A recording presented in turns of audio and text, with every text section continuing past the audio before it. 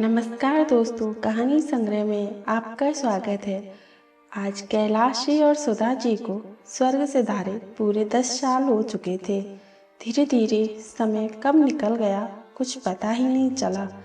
लेकिन अब रवि और आशा का बेटा मोहित पूरे 23 साल का हो चुका था। जब कैलाश जी और सुधा जी इस दुनिया को छोड़कर गए थे तब मोहित 13 साल का था।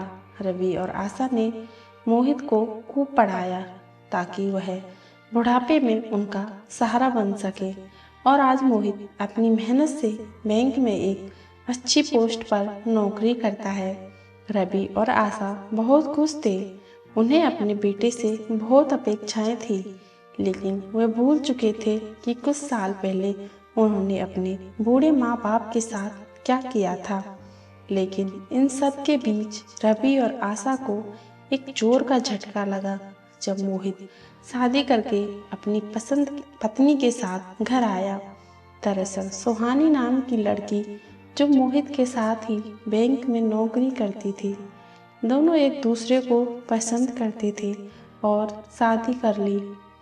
मोहित के शादी करने से रवि का गुस्सा फूट पड़ा। यही दिन देखने के लिए तुम्हें इतना बड़ा किया, पढ़ाया लिखाया। रवि बोला, पापा मैंने शादी ही तो की है, क्या मैं अपनी पसंद की लड़की से शादी भी नहीं कर सकता? आशा बोली, कर सकते हो, लेकिन हमें एक बार बताना भी जरूरी नहीं समझा? मोहित और सुहानी अब रोज सुबह 8 बजे निकल जाते और शाम तक लौटते। घर का सारा काम आशा संभालती। रवि तो वैसे भी ऑफिस से रिटायर हो चुका था। एक दिन रवि ने आशा से कहा, मैं घर पर रहकर बोर हो जाता हूँ, थोड़ी देर में पार्क में टहलने जाता हूँ। वापस आते वक्त एक अनियंत्रित कार ने रवि को जोर से टक्कर मार दी। उसके एक साइड के हाथ पैर पूरी तरह से कुचल गए थे। आसपास के लोगों द्वारा रवि को हॉस्पिटल में एडमिट कराया गया। डॉक्टर ने साफ कह दिया कि इनके हाथ पैर अब ठीक नहीं होंगे, बिस्तर पर ही रहना पड़ेगा। जैसे ही मोहित और सुहानी को पता चला, दोनों सीधे हॉस्पिटल पहुंच गए। कुछ दिनों बाद रवि भी हॉस्पिटल से घर आ गया। तभी मोहित ने कहा, क्या जरूरत थी आपको वहां जाने की? पता है कितनी मेहनत से कमाते हैं हम दोनों, और आप हैं कि चैन से जीने नहीं देंगे। इस बात का रवि को इतना बुरा लगा और वह सोचते सोचते बीते वक्त में पहुंच गया। याद है उसे वो दिन जब उसके पिता कैलाश जी कुछ भी कहते हुए उन्हें कितनी खरी खोटी सुनाता। तभी आशा ने कहा, आपकी दवाई का समय हो गया है। अब आशा की भी उम्र हो चली थी। अब वह इतना काम नहीं कर पाती और रवि की देखभाल भी उसी की जिम्मेदारी थी। एक दिन आशा को तेज बुखार था। उसने सुहानी से कहा कि आज तुम खाना बनाकर जाना, लेकिन मोहित ने कहा, माँ हमें लेट हो रहा है, हम बाहर ही खा लेंगे, आप अपने और पापा के लिए बना लेना। यह सुनकर आशा को बहुत बुरा लगा।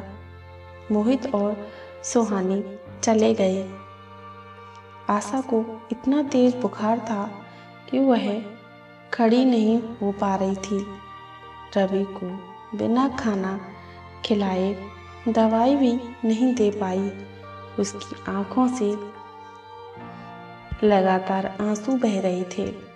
तभी रवि ने कहा, इसमें हमारे बेटे की कोई गलती नहीं है। हमारे माता पिता की हमने कभी सुध नहीं ली, आज हमें इसका ही फल मिल रहा है। वह तो बेचारे भूख से तड़प तड़प कर मर गए। दोनों पति पत्नी जोर जोर से रोने लगे।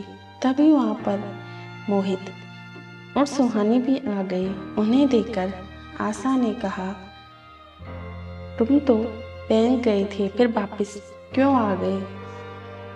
तभी मोहित ने कहा, माँ, आपको इतना तेज बुखार है, भला हम आपको ऐसी हालत में छोड़कर कैसे जाते?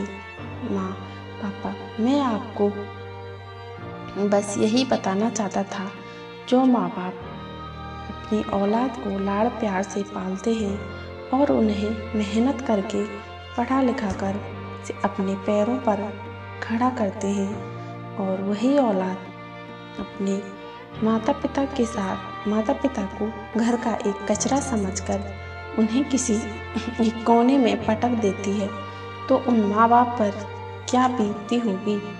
और आज आपको पता चल गया होगा, लेकिन जो आपने दादा दादी के साथ किया, मैं ये सब आपके साथ नहीं करना चाहता। आशा और रवि अपने माता पिता के फोटो के सामने जाकर माफ़ी मांगने लगे, लेकिन अब कैलाश जी और सुधा जी वापस तो नहीं आ सकते थे। दोस्तों, हमें अपने माता पिता के साथ ऐसा व्यवहार नहीं करना चाहिए जिससे बाद में हमें पछताना पड़े।